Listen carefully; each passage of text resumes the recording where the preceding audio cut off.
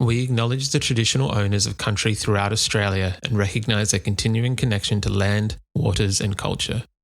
We pay our respects to their elders past, present and emerging. Welcome to This Song Is Yours, the podcast where we dive into the craft of songwriting, celebrate the artists behind the music and explore the stories that bring their songs to life. I'm your host, Simon Fink, and as always, thank you for joining us. Our guests today on the podcast are one of the most beloved alternative rock bands of the 90s and the 2000s. It's the Goo Goo Dolls. The multi-platinum, 4-time Grammy-nominated duo from Buffalo, New York have sold over 15 million records worldwide, delivering unforgettable hits like Iris, Slide, Name and Here Is Gone, just to name a few. 2025 is shaping up to be a massive year for the band as they celebrate the 30th anniversary of their breakthrough album, A Boy Named Goo, while keeping busy with constant touring that runs all the way through September. This week, they kick off their Australian tour with dates across the country and an appearance at Yours and Ours Festival. Now, on today's episode, we're joined by frontman John Rzeznik to talk all about their return to Australia and how their live show has evolved over the years. We discuss A Boy Named Goo and how that record changed everything for the band. We also dive into John's songwriting journey and how learning more about production has shaped his creative process over time. Now, we want to say a huge thank you to Thomas and Diana for their help with today's episode.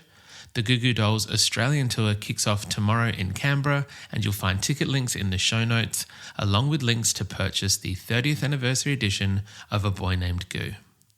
While you're there in the show notes, be sure to check out our website, follow us across social media, and subscribe to the podcast on your favourite podcasting platform. Now let's get into it. Here is our conversation with John Rzeznik from the Goo Goo Dolls. And I don't want the world to see me, 'cause I don't think that they'd understand. Please welcome to This Song Is Yours, John Rzeznik from the Goo Goo Dolls. John, hello sir, how's it going? It's going well. Thank you very much for having me. My absolute pleasure. Thank you so much for coming onto the podcast and having a chat with us. I'm very excited to kind of chat with you, and I think there's a lot of people very excited to hear from you. It's a pretty exciting time to be a Goo Goo Dolls fan at the moment. There's an Australian tour in a matter of weeks when when we're speaking. There's also a brand new deluxe edition of A Boy Named Goo coming out in March. So plenty to be excited about. How is it from the band's perspective? How are you guys feeling from what 2025 already has in store for you? I mean, I'm feeling really good about it. Can't believe 30 years has gone by that quickly. That's a little shocking.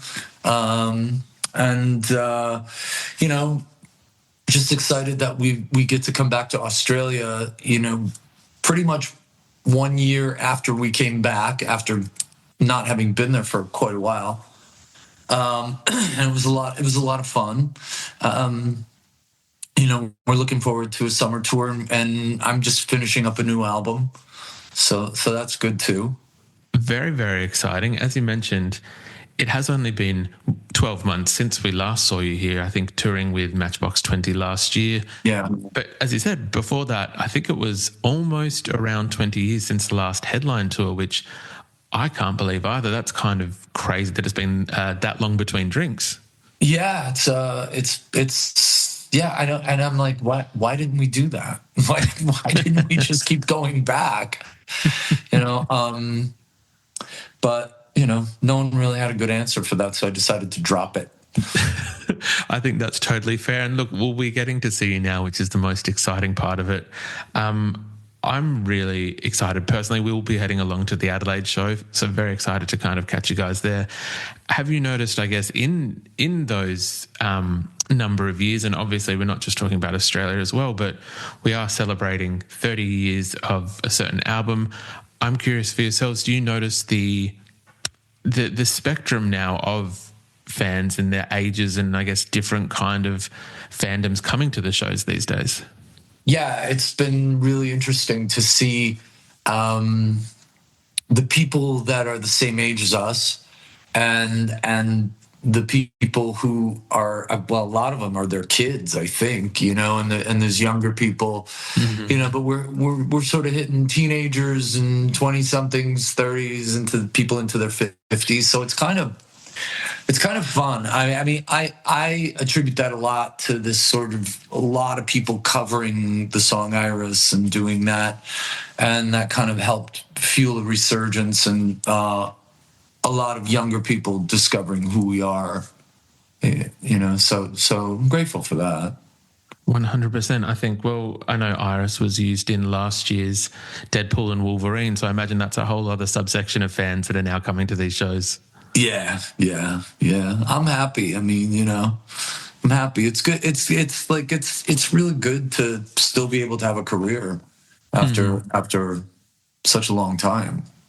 100%. I would love to, I guess, have a chat today about that in terms of, we're here to talk about the tour and the deluxe edition of A Boy Named Goo, but wanting to talk about that as well in terms of, I imagine that when you put this record out in 1995 that you didn't think you'd be stuck talking to an Australian podcaster in 30 years' time, I guess, still discussing that same music.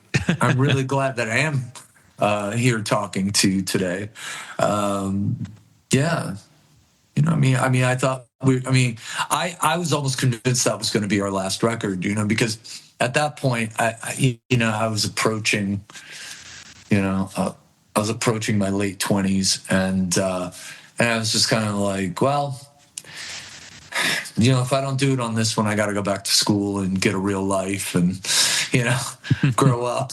And and luckily, you know, we actually got a hit with a song called Name on that record. And, you know, and you know, once I had the ball, my manager was like, okay, now you got the ball, you got to run and just keep running with the ball and just keep your head down and keep running.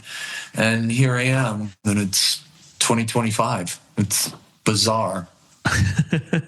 Do you remember that moment of, I guess, seeing the tide, or seeing the tide change, seeing the shift in the public perception of the band, seeing that the name was catching on and kind of finding some success?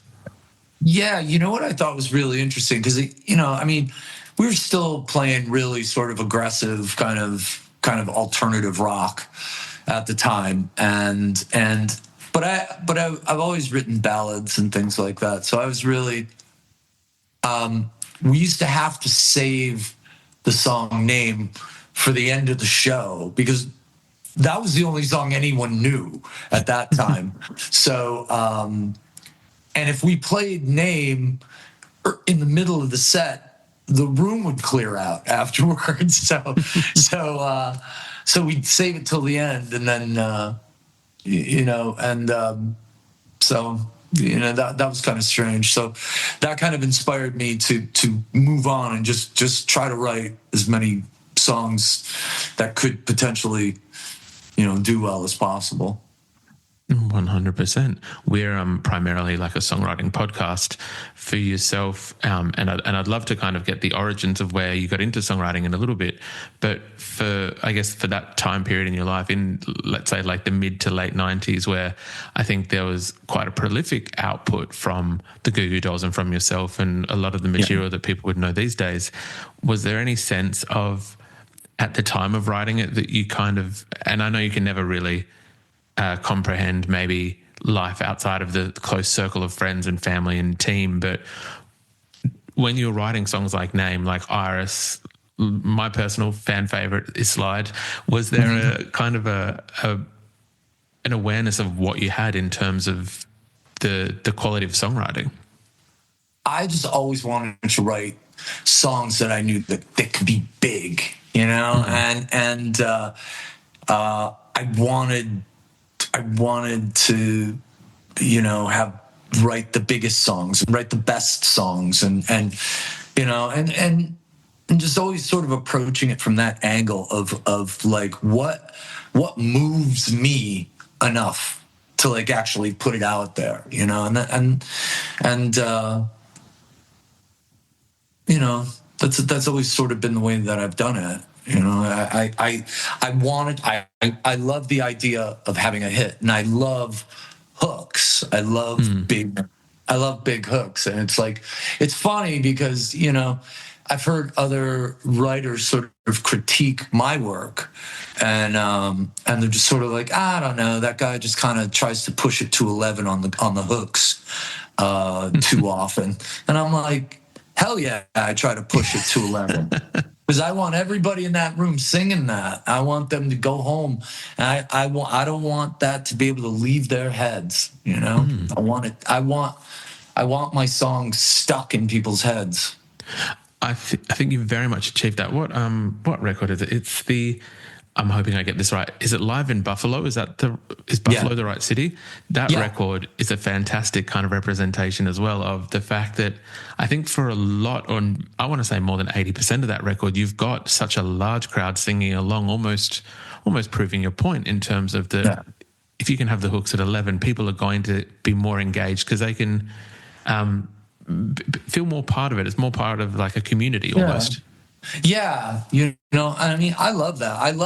It's funny because I had a conversation with someone.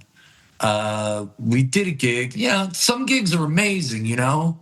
Some gigs are really amazing, and the audience is 100% with you. And then once in a while, you'll get an audience that's a little harder to win over. And I was walking backstage after the show, and someone said to me, "Wow, you know, that audience kind of sucked." And I was like, "Listen, man, there's no such thing as a bad audience. It was just we didn't know how to reach those people. I didn't do my job." Because I didn't reach those people. It's not their job to pay money and then reach us. It's like, no, man, we need to reach them. And we didn't figure out how to do it tonight.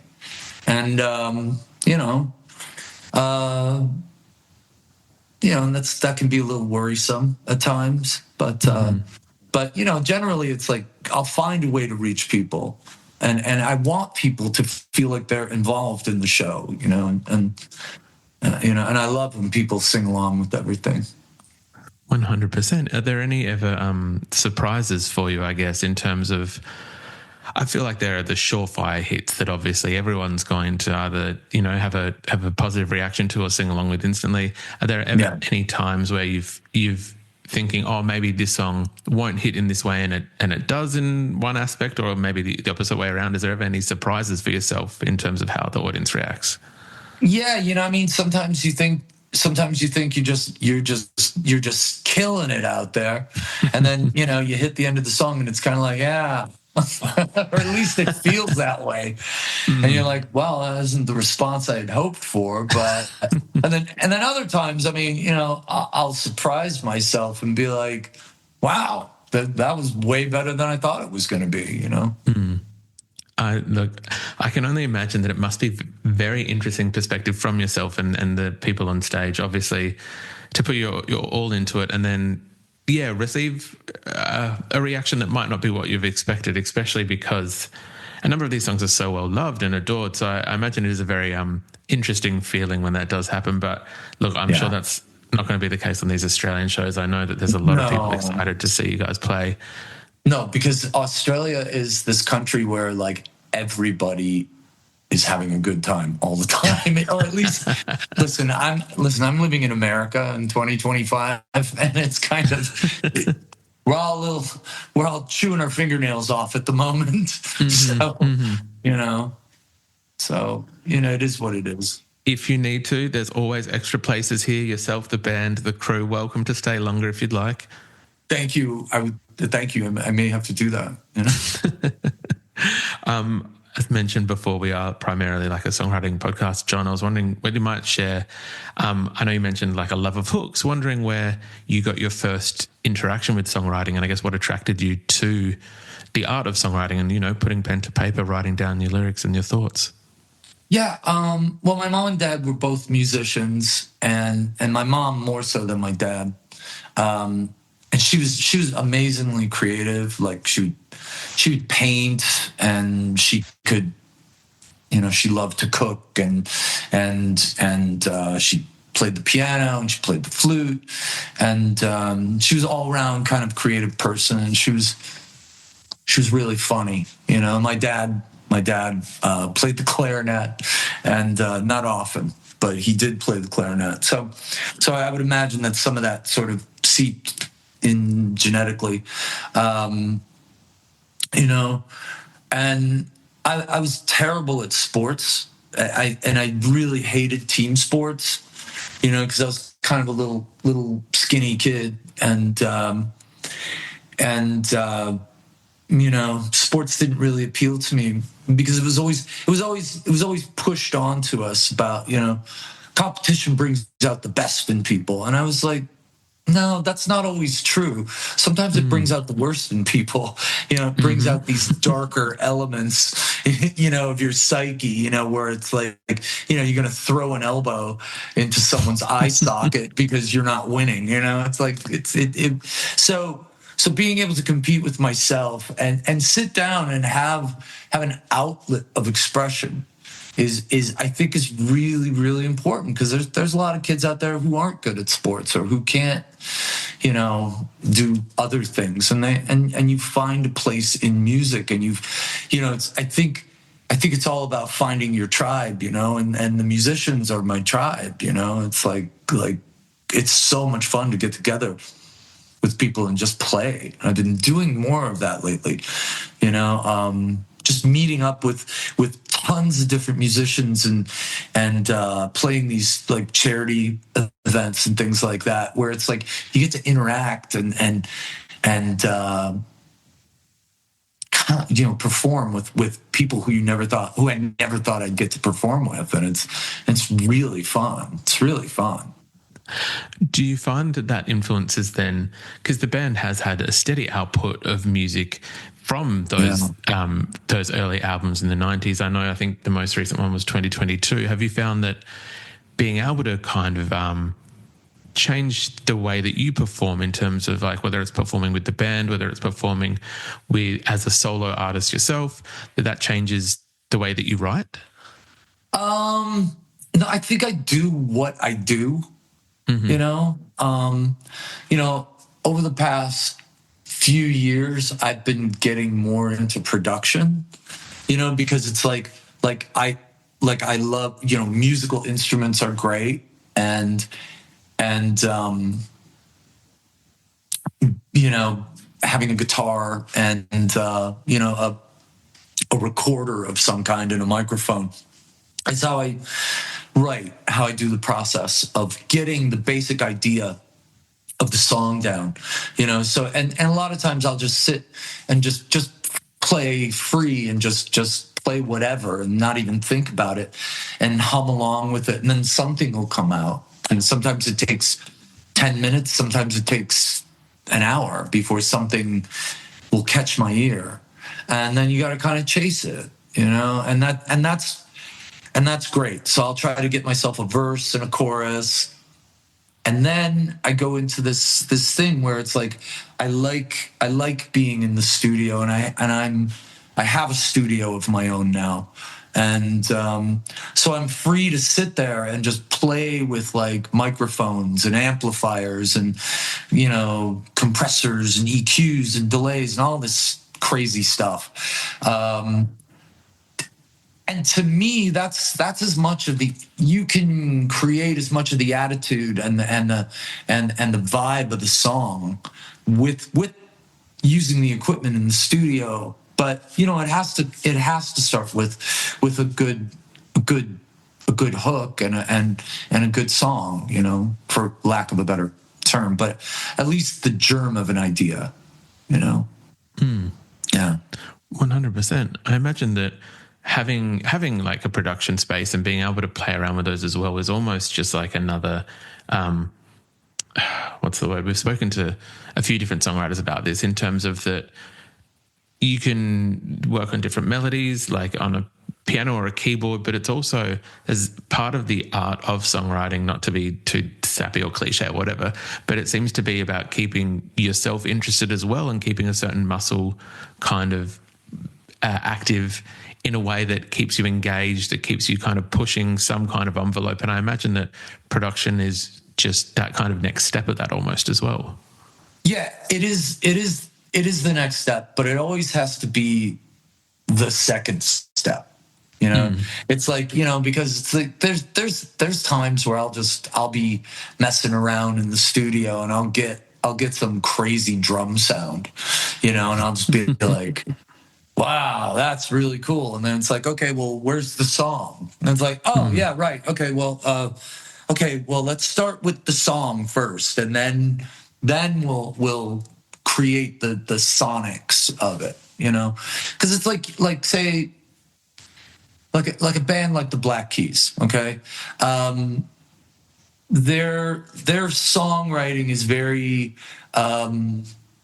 classic, you know. It's very classic, kind of retro songwriting, and they somehow managed to move the production thing forward, you know, and it created something that was fresh and interesting again after a lot of years into their career, and I was sort of attracted to that, you know. 100%. Is it something that maybe not necessarily so spot on to the Black Keys, but obviously I feel like the Goo Goo Dolls are known for a certain sound, and it might also just be because obviously you have a very distinctive and lovely voice, but one that I think cuts through radio in terms of that when it does come on, you know that it's Goo Goo Dolls. You're not going to mistake it for anyone else. I know. I've been told that, and thank you. I take that as a compliment, because like every time I hear my voice, mostly when I'm talking, not so much when I'm singing. I'm okay with my singing voice, but when I hear a recording back of me talking to someone, it just makes me I just want to cringe, you know. Really? Yeah, it's strange, you know. So I guess that means I'm not a total narcissist. Look, that is still a very good sign that obviously that there's a part that I do find that fascinating. I guess only because I imagine that hearing the recorded version of your voice so many times that it might dissipate or fade away at some point. So it's very interesting to hear that. With your own solo stuff, do you think that there could be a change of sonics, of sounds, when you go to kind of write things more for your own project than the Goo Goo Dolls? Yeah, I mean, I think if I did more stuff on my own, I mean, I like being in a band, you know, and you know, I've wandered off and done my own thing a few times, you know, and some kind of successful, and you know, most of it not, but I felt like it was something I had to do. But then I realized it's like, well, you know, if I'm gonna do something on my own, it's gonna have to take a left-hand turn a little bit, you know, while still. But it's like I'm not a schooled musician, you know. Over the past 4 years, I've gotten a lot of vocal training, you know, because I want to be a better singer. That's something like I just want to be a better singer. I want to have more stamina. I want to know how to control this instrument, you know, as well as I can control a guitar, you know. So I've been working really, really diligently on that. And but I, you know, but if I'm gonna do something on my own, it's got to be a little different. You know? 100%. It's really also really fascinating to, I guess, hear that even after all these years, still putting in the work in terms of vocal training. I know some musicians, and no disrespect to any musicians on how they choose to, I guess, kind of carry their own career, but some who maybe go, yep, cool, great, I'm already where I'm at, don't need to do any more work. But it is, I guess it's very respectable that you are still putting in that training and wanting to, you know, continue to grow as an artist and as a singer and a songwriter. Well, yeah, I mean, yeah, I get bored. I get bored. I mean, it's like, you know, and I've worked with some incredible musicians. You know, our guitar player Brad, he's very schooled and very trained, and like we have the two very educated musicians who play with us live, and then our drummer, who is unbelievably talented, but somehow he was just born that way, you know. And you know, Robbie and I are just a couple of old punks that played in the garage. You know, we're just banging out eighth notes. You know, it was like I was so heavily influenced by the Ramones, you know, when I was, you know, 13 or 14, you know, because it was like I was just picking up the guitar, and I took a couple of guitar lessons, and you know, then a friend of mine showed me how to play a power chord, you know, and I was just like, this is all I need. After I heard the Ramones, I was like, wow, I can do that. I can do what they do. And you start there, like writing your own songs. I didn't have the technical proficiency to play songs that I heard on the radio.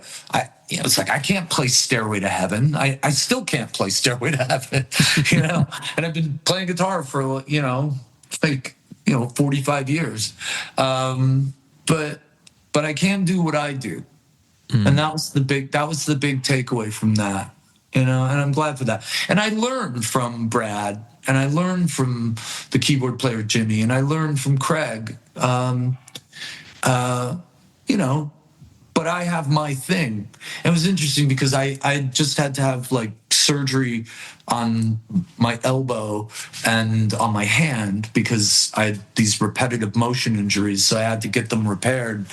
And we went out, and we had committed to play some shows. And I was still in the healing process with my arm and my hand. So I wasn't able to play the guitar. And so I was just singing, and then this was just a few months ago, and it made me realize, I was like, wow, I do have a thing of my own. Like I do add to the sound of the band, you know. I felt like, it'll be great even if I don't play, because you know, when I play guitar, it's sort of like it's like a train about to come off the tracks.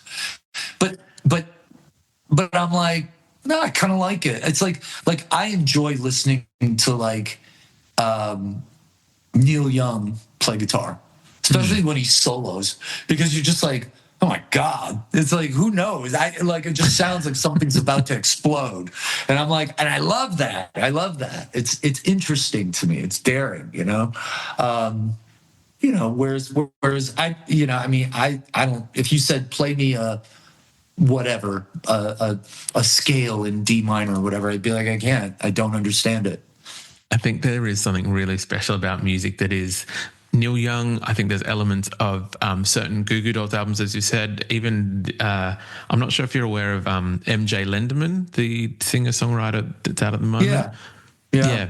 Very like almost young version of 2025 version of Neil Young, but like it's almost ramshackle to the point where it feels like it's about to fall off the rails, but never does. And it's that kind of enjoyment, that energy, that excitement, which I think is really cool. Yeah. Yeah, I like it. It's like sometimes I feel like you have to have that you have to have that grease on stuff. You have to there's a certain level of uncertainty that you need to have to keep it interesting. And I have very good musicians behind me, and they're keeping the train on the track, you know, and I'm very grateful to them for that. Look, I'm very, very excited to kind of see all of that play out in a live setting when you are here at the end of this month and into the start of March. John, we usually kind of end things with our guests asking what they're currently listening to. Is there anything at the moment for you that's on high rotation? I've been listening to all the Oasis albums. Because I kind of missed it the first time around, except for the hits. And then now I'm listening to all those albums. I'm listening to just on repeat that Gang of Four album, Entertainment. I don't know why. There's just something so jagged and angular about it, and like tribal. And I'm just digging it for some reason. It's just appealing to some sort of, lizard brain thing in me,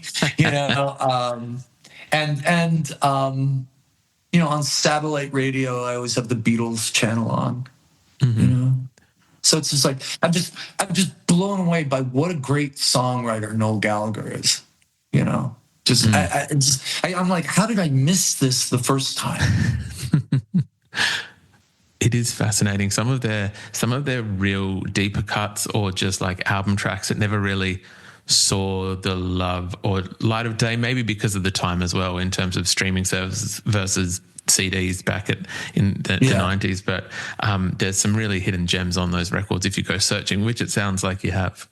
Yeah, and and the thing about them too that I really love is just the music sounds like it's about to blow the speakers up. And I love that because it's dangerous and it's interesting. It's not sterile. It's not like you're listening to progressive jazz rock fusion, It's like in your face. And then and Liam Gallagher, I didn't realize how much that guy borrowed from Johnny Lydon in his, just the attitude and the delivery. It's like, wow, man. It's just like, that is a snotty punk. Like, it's so good, man. It's so great. It is kind of nice to be able to revisit some of those records now that they are touring at some point throughout, I think, the US, Australia, and the UK this year. But fantastic choices, John. Thank you very much for coming to have a chat with us today on the podcast. Very excited for the Goo Goo Dolls to be hitting Australia in the coming weeks. As mentioned before, I'll make sure all ticket details are in the podcast show notes for people to buy tickets, buy the deluxe edition of A Boy Named Goo when it comes out in March, and follow you on all your socials. But thank you so much for your time. Thanks for having me. I really appreciate it, man.